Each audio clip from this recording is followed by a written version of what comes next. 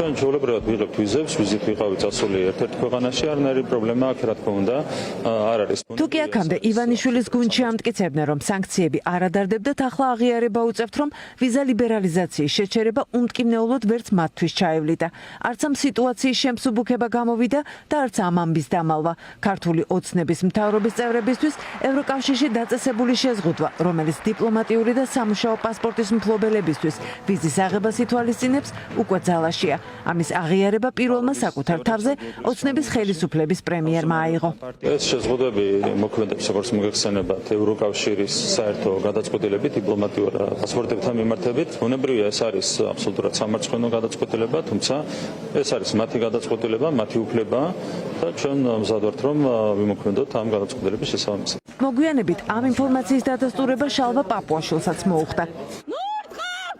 ადამიანის ფუნდამენტური უფლებების, ფეხბურთის გათევლისა და დემოკრატიის ძირის გამოთხრაზე პასუხისმგებელი პირები შენგენის ზონაში უვიზოდ მიმოსვლას ემშვიდობებიან.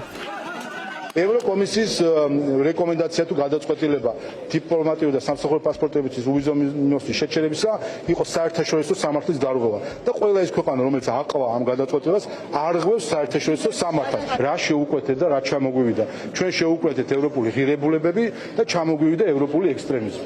პაპუაშვილის შემდეგ კახა კალაძის აღიარებაც მოვისმინეთ. იდენტური არგუმენტებით და რიტორიკით ლურჯი პასპორტის მფლობელთათვის უვიზო მიმოსვლის შეზღუდვის მექანიზმის ამოქმედება ქართული ოცნების რიგებში ანტიდასავლური პროპაგანდის მორიგი ტალღის საფუძველი გახდა.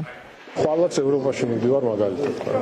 ჩვეულებრივი პასპორტი, არა სამსახურებრივი პასპორტი. სამსახურებრივი რა სამსახურებრივი პასპორტი. როდესაც საქმე ეხება ქვეყნის ინტერესებს, რა თქმა უნდა, ყველაზე მთავარი და ყველაზე მნიშვნელოვანი ჩემთვის და ჩემი თანაგუნდელებისთვის ეს არის ჩვენი სამშობლო. ეს არის საქართველოს ინტერესების დაცვა, ეს არის ქვეყნის ინტერესების გატარება და ყველამ კარგად უნდა გაითავისოს როგორც ქვეყნის შიგნით, ასევე ქვეყნის გარეთ, რომ საქართველო უპირველეს ყოვლისა. რუმინეთი, ბულგარეთი, ლატვია, ლიეტუვა, ესტონეთი, ლუქსემბურგი, ნიდერლანდები, საფრანგეთი, ბელგია, იტალია, შვედეთი.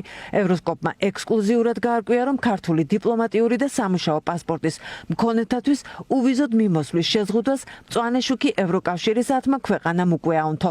ამ ქვეყნების სიას აგვისტოდან შვედეთი შეუერთდება. ქართული ოცნების წევრებისთვის ღია ევროკავშირის 27 წევრი ქვეყნიდან ივანიშვილის ხელისუფლებისა და კრემლის მოკავშირედ აღქმული ერთადერთი სახელმწიფოს უნგრეთის კარი რჩება.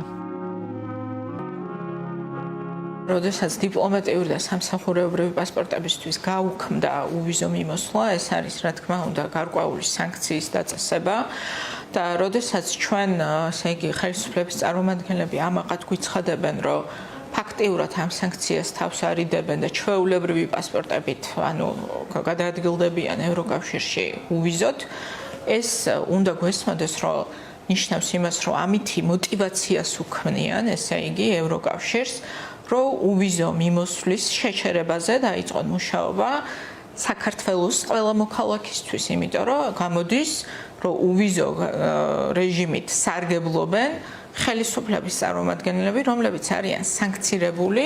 ის ფაქტი, რომ ევროკავშირმა საკუთარ ტერიტორიაზე უვიზოდ მიმოსვლა ქვეყანაში ადამიანის უფლებების დარღვევასა და დემოკრატიის უკუსვლაზე უშუალო პასუხისმგებელ პირებს შეუზღუდა და არა საქართველოს რიგით მოქალაქეებს არ გაკვირვებიათ ოპოზიციურ პოლიტიკურ პარტიებში.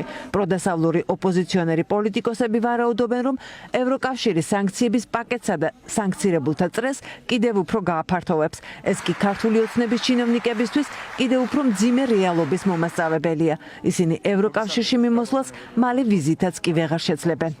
ყველაფერი შეფერხდა, შეჩერდა, იმიტომ რომ ჩვენ გვყავს ის ხელისუფლება, ის თვითმარქვია რეჟიმი, რომელმაც მიიტაცა ძალაუფლება გაყალბებული არჩევნების შედეგად და ჩვენ ეს ვითარება თუ არ შევცვალეთ, მუდმივად ვიქნებით აი ამ ცინიკური განცხადებების მოსმენის რეჟიმში, როდესაც ისინი იტყვიან, რომ ვიზას აიღებენ და მაინც იმოგზაურებენ, რა პრობლემაა. ეს ეროვნული სანქციები ზუსტად იქნება არა კონკრეტულად ვთქვათ ვიზების შემდეგ შესვლა ქვეყანაში, არამედ ვიზები ვის ვერაღებად ზუსტად რაც გულისხმობს იმას, რომ ერთ ერთმა ადამიანმა, რეჟიმის წარმომადგენელმა, ვინც ადამიანის უფლებების არღვევს ქვეყანაში და ქართველი ხალხის წინააღმდეგ მიდის, აყალბებს არჩევნებს, აპატიმრებს ადამიანებს, ვერ უნდა შეძლოს არათუ თქვათ ვიზით, არამედ რა ვიცი ნებისმიერი საბუთით შესვლა ევროპაში, იმიტომ რომ ის რაც მათ არ უნდათ ქართველი ხალხისთვის, მათ არ უნდა ქონდეთ ამაზე წტომა. დიპლომატიური და სამუშაო ვიზების შეჩერების გადაწყვეტილებას ევროკავშირში წინ უძღოდა ცვლილებები ვიზა ლიბერალიზაციის შეჩერების მექანიზმში. ქართული ოცნების წევრებისთვის უვიზო მიმოსვლის შეზღუდვამ ამ ქვეყნის რიგითი მოქალაქეები ვიზა ლიბერალიზაციის გაუქმებისგან შესაძლოა მაინც ვერ იხსნას. ადამიანის უფლებების მასობრივი ხელყოფა, სისტემური წამება, რეპრესიები, დამოუკიდებელი მედიისა და ორგანიზაციების შემზღუდველი დრაკონული კანონები ვიზა ლიბერალიზაციის შეჩერების მექანიზმის ამოქმედების ახალი საფუძველი საქართველოში არსებულ ვითარებას პირდაპირ პასუხობს.